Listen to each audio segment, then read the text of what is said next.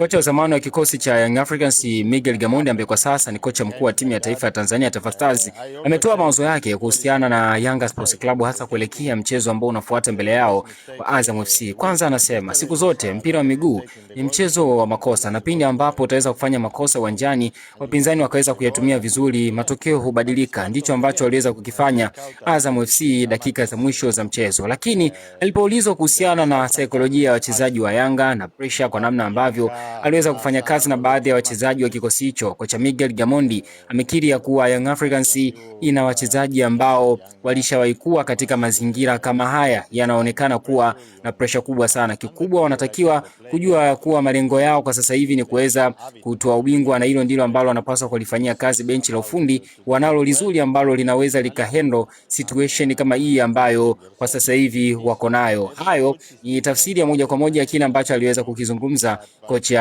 Miguel Gamondi, na hii ni ripoti maalum.